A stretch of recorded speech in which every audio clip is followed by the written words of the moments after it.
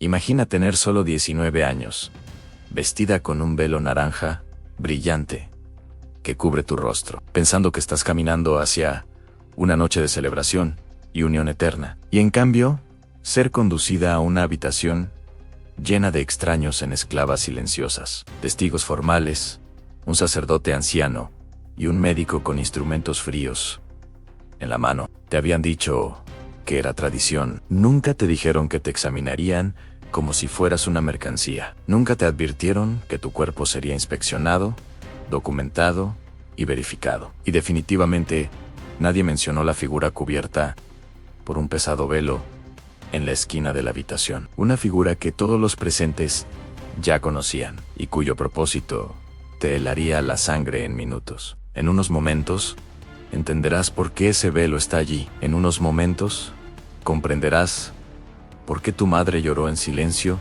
mientras te arreglaba el cabello esa mañana. Y en unos momentos, te darás cuenta de que tu noche de bodas no tiene nada que ver con el amor. Tiene que ver con control, con verificación, con posesión absoluta. Esto no es una historia inventada. Esto era el matrimonio en la antigua Roma republicana tardía. Un ritual tan inquietante que los historiadores romanos lo mencionaban solo de pasada, con vergüenza.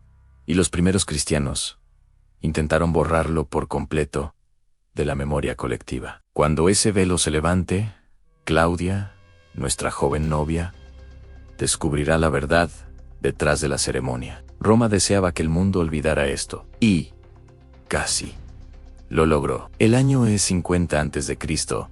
Roma domina el Mediterráneo con mano de hierro, pero en su corazón late una sociedad obsesionada con la pureza de la sangre, la legitimidad de los herederos y el control absoluto sobre las mujeres. Claudia Valeria, de 19 años, hija de un senador de linaje antiguo, está a punto de descubrir que el matrimonio romano tiene dos caras a la pública, llena de velos azafrán, nueces esparcidas y canciones alegres, y la oculta, realizada detrás de puertas cerradas, ante personas que algún día podrían testificar cada detalle ante un magistrado. Lo que está a punto de soportar era un ritual tan incómodo que incluso los escritores romanos paganos lo evitaban describir directamente, y uno que los autores cristianos posteriores condenaron con furia, intentando erradicarlo para siempre. Antes de adentrarnos más en esta historia, si los secretos oscuros del pasado te fascinan, imagina lo que viene. Y si llegas al momento que más te inquiete, dime en los comentarios de qué país estás viendo esto. Vamos a comenzar. Antes de esta noche, antes de los testigos y la figura velada, el día había empezado con belleza engañosa. La procesión nupcial de Claudia había sido casi mágica. Llevaba el tradicional velo naranja, el flamiam, que la marcaba inequívocamente como novia. Su cabello había sido arreglado al amanecer, partido con la punta de una lanza antigua, un símbolo de fertilidad y conquist, a menos, y trenzado en 6 coletas, sujetas con cintas de lana. Cada detalle seguía la práctica ancestral estricta. En el templo, el sacrificio salió perfecto. El sacerdote leyó augurios favorables en las entrañas brillantes de una oveja. Su padre recitó la fórmula antigua que la transfería de su autoridad legal a la de su esposo. Y ella pronunció las palabras que generaciones de novias habían susurrado antes. Ubi, tu Gaias, ego Gaia, un voto que anunciaba que ya no se pertenecía a sí misma. Su nuevo esposo, Lucio Sempronius, un comerciante rico de 42 años, viudo y con hijos ya adultos, la había visto solo 4 veces antes. Sin embargo, por ley, la ceremonia pública ya la había convertido en suya, o al menos había iniciado el proceso, porque en Roma, el ritual público era solo el comienzo. El momento verdaderamente vinculante esperaba al final de la procesión, iluminada por antorchas a través de la ciudad, dentro de una casa que nunca había pisado, rodeada de personas a las que no había consentido conocer. Las multitudes en las calles cantaban los versos tradicionales, feseninos en groseros, explícitos, diseñados para avergonzar deliberadamente, para divertir a los dioses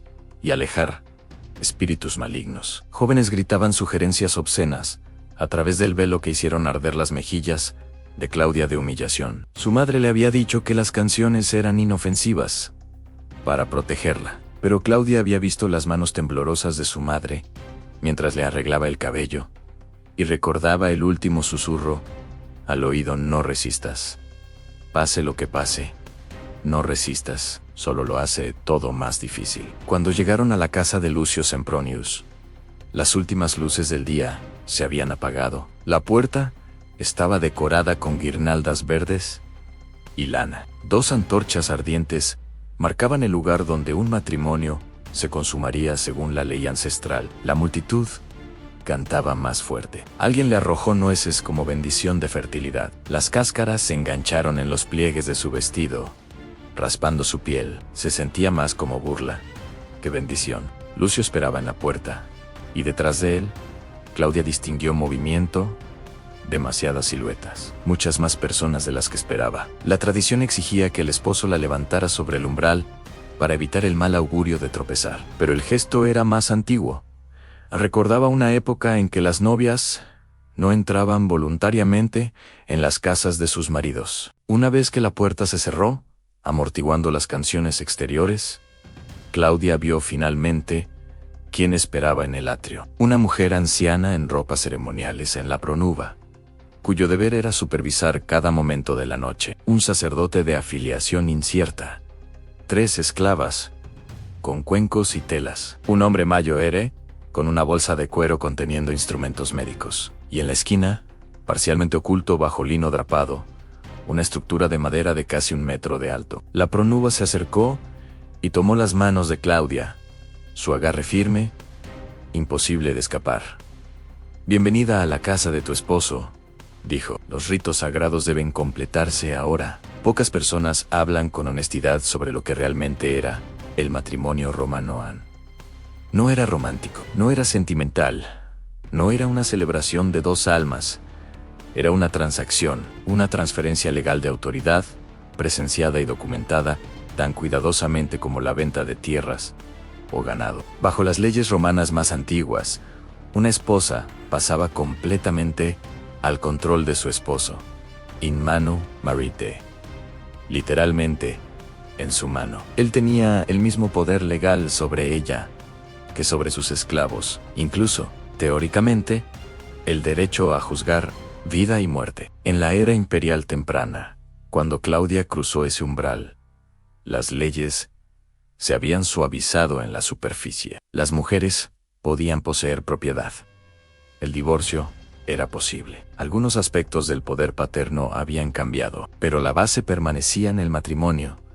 Transfería a una mujer del control legal de un hombre al de otro. Y como todas las transferencias mayores en Roma, esta requería confirmación. Piensa en cómo los romanos manejaban ventas de tierra. Testigos observaban rituales, invocaban aprobación divina, límites se inspeccionaban, documentos se sellaban, nada se asumía, todo se verificaba. Los romanos aplicaban la misma lógica al matrimonio, con un giro siniestro. La propiedad transferida era un cuerpo humano, y la capacidad de ese cuerpo para producir herederos legítimos era el activo comprado. Por eso, la ley romana exigía verificar tanto la virginidad de la novia como la consumación del matrimonio antes de considerar la unión completa. No rumoreada, no asumida, verificada. Y los rituales diseñados para esa verificación, los que Claudia estaba a punto de enfrentar, eran aquellos que muy pocos escritores antiguos se atrevían a describir directamente, porque incluso en Roma eran considerados íntimos hasta lo indecible. Claudia temblaba junto a la figura velada, sin saber que lo que vendría quedaría grabado en su memoria para siempre. Un ritual tan perturbador que generaciones posteriores intentarían desesperadamente fingir que nunca existió. La ley romana era incómodamente clara en un punto. Un matrimonio no existía legal ni socialmente hasta que la unión se completaba físicamente. Y no bastaba con que esposo y esposa dijeran que había sucedido. Tenía que haber confirmación, observación, testimonio. Sin testigos, todo el matrimonio podía ser impugnado. Sin verificación de la virginidad de la novia, la legitimidad de los hijos futuros podía cuestionarse. Para Roma, esa incertidumbre era inaceptable. Por eso crearon rituales que encajaban perfectamente en su visión legal del mundo y que a nosotros nos resultan perturbadoramente inimaginables. La pronuba apretó más el brazo de Claudia y la guió hacia la estructura velada en la esquina. El corazón de Claudia latía tan fuerte que lo sentía en la garganta. Intuía que lo que estuviera bajo esa tela cambiaría para siempre su vida, su cuerpo, sus creencias. Pero ya no había marcha atrás. «Debes saludar a Mutunes Tutunes», murmuró la pronuba, con voz firme, pero dedos de hierro. «Debes pedir su bendición antes de que tu esposo pueda acercarse. Los dioses deben ser testigos de tu sumisión». Claudia tragó saliva, su aliento temblaba. Nunca había oído hablar de ese dios. No tenía idea de qué significaba realmente saludarlo. Sus manos temblorosas alcanzaron la tela atrapada. Los testigos se inclinaron hacia adelante. Incluso las esclavas dejaron de moverse. Toda la habitación pareció contener la respiración. Cuando Claudia retiró la tela, entendió por qué. Bajo la cubierta había una figura de madera tallada con una precisión anatómica incómoda, un ídolo fálico. Pero no era un amuleto pequeño, como los que llevaban los niños para la suerte. No era una figura grosera colocada en huertos para ahuyentar intrusos. Era deliberada, proporcionada, intencionalmente, construida para un solo propósito. Y ese propósito se volvió terroríficamente claro cuando la pronuba empezó a explicar. Mutunes Tutunes era la deidad sombría de Roma para la iniciación y la fertilidad. Los autores antiguos lo mencionan solo de pasada, siempre con vergüenza, como si el nombre mismo fuera indecente. Agustín, escribiendo siglos después cuando el cristianismo apretaba su control sobre Roma, describió el ritual con furia y asco. Las novias romanas eran obligadas a sentarse sobre el emblema del dios antes de yacer con sus maridos, y lo hacían frente a testigos. Condenó la práctica, pero no la inventó. Otros escritores cristianos tempranos referenciaron el mismo rito, insinuando que era demasiado vergonzoso para describirlo abiertamente. Arnovio afirmó que las novias eran obligadas a montar el símbolo mientras sus nuevos esposos observaban. Lactancio dijo que hablar de ello contaminaba la lengua. Incluso Varrón, un erudito pagano, siglos antes, mencionó que las novias eran presentadas a Mutunes Tutunes con frases que sugerían contacto físico, aunque evitaba detalles. Historiadores modernos, incómodos con las implicaciones, a menudo suavizan las descripciones. Quizás las novias solo se sentaban ligeramente en el regazo de la estatua, en un gesto simbólico, pero el lenguaje antiguo no permite esa interpretación más suave. Agustín usó incidere, asentarse sobre, montar. La frase de Arnovio sugería penetración. Lactancio se negó a describir detalles, algo improbable si el acto hubiera sido solo un toque simbólico. La explicación oficial, por supuesto, era la fertilidad. El propósito no dicho podía ser otro: romper resistencia, demostrar sumisión ante testigos, preparar a una novia virgen para lo que la ley exigía después. Claudia quedó congelada ante el dios de madera. La luz parpadeante de las lámparas proyectaba su silueta grotesca en la pared. La pronuba se colocó detrás de ella, ajustando su postura, acomodando su cuerpo, guiándola sin suavidad. Los testigos observaban en silencio absoluto. Su esposo observaba, el médico esperaba detrás, con manos juntas, preparado para lo que seguía. Y en ese instante, Claudia comprendió finalmente el significado de la advertencia temblorosa de su madre. Las canciones obscenas de la calle, el secreto, el miedo. Comprendió lo que realmente significaba ser esposa romana. Técnicamente, podía negarse, pero negarse significaba que el contrato matrimonial colapsaría. Regresaría a la casa de su padre, no como novia honorable, sino como mujer descartada, andañada, tan intocable, tan imposible de casar de nuevo. Deshonraría a su familia.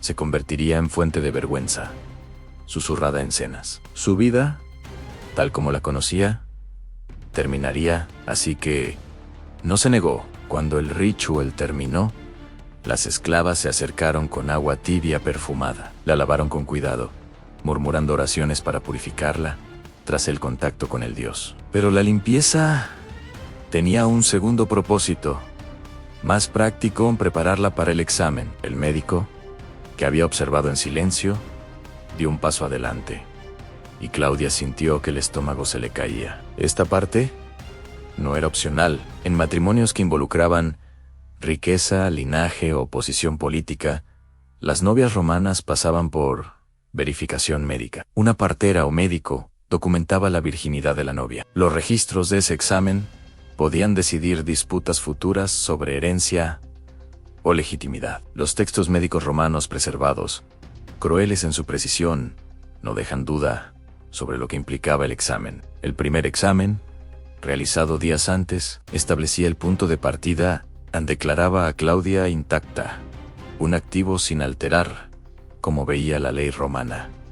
Ahora venía el segundo. Este verificaba que el ritual, con mutunes tutunes, se había llevado a cabo, que los signos físicos coincidían con la documentación previa, que estaba, según la lógica romana, preparada. Todo ocurría con los testigos presentes. Sus declaraciones podían exigirse después, en corte, si el matrimonio era impugnado. Y nadie, en esa habitación, parecía sentir la menor incomodidad por lo que le hacían. Los lectores modernos nos horrorizamos ante estas descripciones, lo que nos parece invasivo, humillante y traumático. Para los romanos, era simplemente procedimiento legal. El confort de la novia no entraba en la ecuación. Sus emociones eran irrelevantes, como los sentimientos de un campo inspeccionado antes de venderse. La propiedad no tenía sentimientos. La propiedad se transfería, y los procedimientos debían seguirse. Cuando el examen terminó por fin, la pronuba condujo a Claudia hacia la cámara nupcial, preparada para la consumación. La habitación estaba dispuesta exactamente como exigía la tradición. La cama posicionada para verse fácilmente desde la puerta, porque esa puerta, por costumbre, permanecería abierta toda la noche. Lámparas de aceite ardían constantes, proyectando luz suficiente para que la pronuba observara sin interrupción. Esclavas esperaban cerca para asistir después. Cada parte de la habitación parecía escenificada, arreglada, preparada para un ritual del que Claudia no podía escapar. Lucio entró. Al fin, se detuvo en la puerta, miró rápidamente a la pronuba, como buscando aprobación, y avanzó hacia la cama. Su rostro mostró algo que Claudia no esperaba. No confianza, no deseo, sino inquietud, como si incluso él entendiera que lo que estaba por pasar no era intimidad, era verificación. Y la noche apenas comenzaba. Lucio dudó en el umbral, y eso solo sorprendió a Claudia. Había esperado un hombre seguro, dominante, alguien que supiera exactamente lo que esta noche exigía. En cambio, miró rápidamente a la pronuba, como pidiendo permiso. Un leve rubor de vergüenza cruzó su rostro antes de acercarse a la cama. La pronuba levantó la barbilla, su voz formal y cargada de autoridad ritual. La novia está preparada. Los dioses han sido testigos de su sumisión, que la unión se complete según las costumbres de nuestros antepasados, que los presentes afirmen el acto, que no quede duda de que esta mujer se ha convertido en esposa.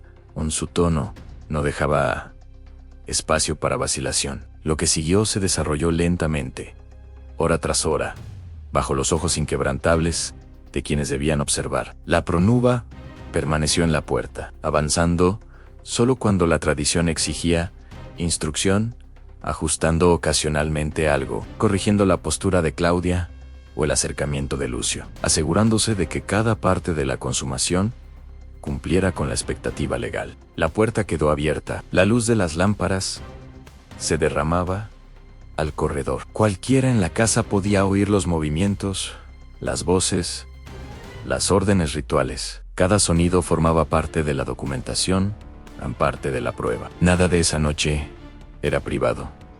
Nada estaba destinado a serlo. Para Claudia, las sábanas podrían haber sido pergamino, y su cuerpo, la tinta que Roma exigía para cerrar el contrato. Todo lo que ocurría era una forma de verificación, un último paso para hacer la transferencia de autoridad inimpugnable. Al amanecer, el aire estaba pesado, las lámparas ardían bajas, y el médico regresó. Entró con la misma frialdad clínica que había mostrado antes. Su tarea era simple en confirmar que la consumación había ocurrido, y que Claudia ahora llevaba las marcas físicas esperadas de una mujer que había pasado de virgen a esposa. El examen final se registró. La pronuba dio su testimonio jurado. Los testigos asintieron en reconocimiento. La transformación legal estaba completa. Claudia Valeria, con apenas 19 años, era ahora oficialmente una esposa romana. Su rol, su identidad, su futuro, todo había sido remodelado en una sola noche. Continuaría teniendo hijos durante la siguiente década. Supervisaría la casa de su esposo, organizaría cenas, gestionaría esclavos, cumpliría deberes religiosos y se comportaría con la compostura esperada de una matrona. Para el mundo exterior, parecería digna, capaz, respetable, pero sobre su noche de bodas no hablaría con nadie, ni siquiera con sus propias hijas. No había palabras para ello, y en realidad nunca había oído a otra mujer hablar de la suya. El silencio de Claudia no era raro, era universal. Las mujeres de su mundo no registraban estas experiencias. Los hombres no las documentaban con detalle personal. Los rituales estaban tan profundamente incrustados en la estructura de la vida matrimonial que describirlos habría parecido innecesario, como explicar la luz del día o la respiración. Todos ya lo sabían. Y nadie hablaba. Por eso los historiadores de hoy luchan para reconstruir lo que realmente ocurría detrás de las puertas cerradas en las casas antiguas. Gran parte de lo que sabemos viene de fragmentos en denuncias furiosas de escritores cristianos, pedazos de comentarios legales, referencias casuales en tratados médicos y pistas arqueológicas, cuyo significado solo se aclara al unirlos con esos textos dispersos. La ausencia de relatos detallados no es prueba de conspiración, es prueba de familiaridad. Los rituales eran el agua en la que nadaban las mujeres romanas, tan omnipresentes que describirlos parecía inútil. Durante casi 1000 años. Esto fue el matrimonio en Roma. Generaciones de novias recorrieron los mismos caminos iluminados por antorchas. Generaciones de madres susurraron las mismas advertencias. Generaciones de jóvenes soportaron la misma noche, los mismos testigos,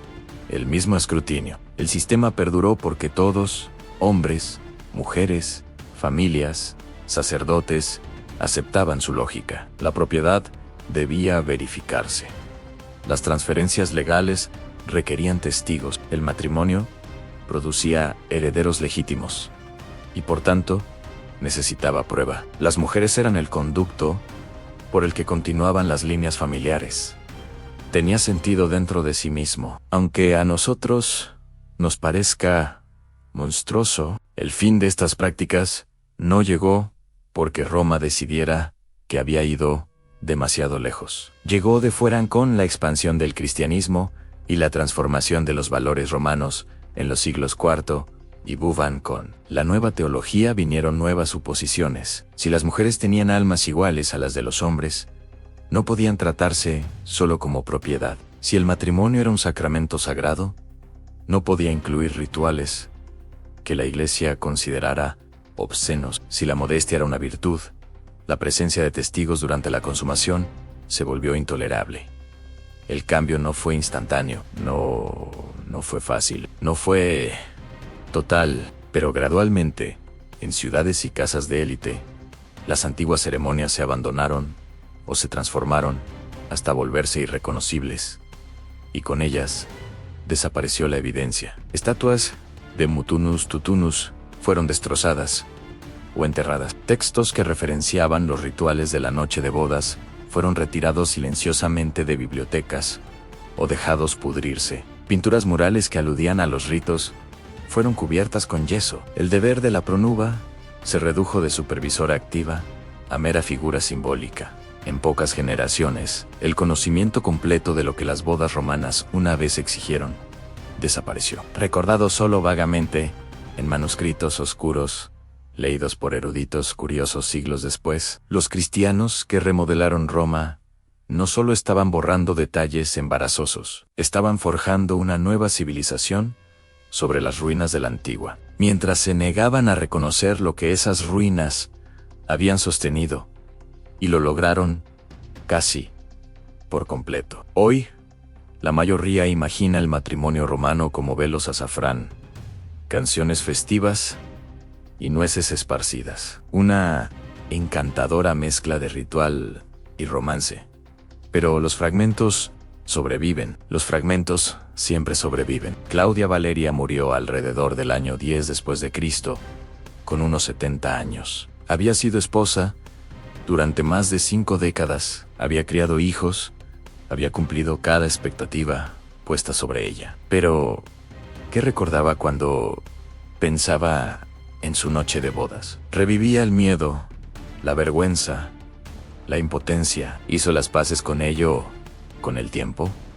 Esperaba que sus hijas soportaran algo menos duro, o lo aceptó como inmutable, simplemente como eran las cosas. No lo sabemos. No dejó registro escrito. A las mujeres romanas de su posición no se les esperaba que lo hicieran. El silencio que rodea estos rituales proviene de mujeres cuyas experiencias nunca se consideraron lo bastante importantes para preservar, cuyos cuerpos eran centrales en los sistemas legales, pero cuyos pensamientos eran irrelevantes para las historias que los hombres escribieron. Sabemos lo que les hicieron. Rara vez sabemos lo que sintieron. Sin embargo, sabemos lo suficiente para entender por qué generaciones intentaron con tanto ahínco borrar este aspecto de la vida romana. Roma a menudo se idealiza como el fundamento del derecho, el orden y la civilización occidental. Pero reconocer lo que Roma exigía de sus mujeres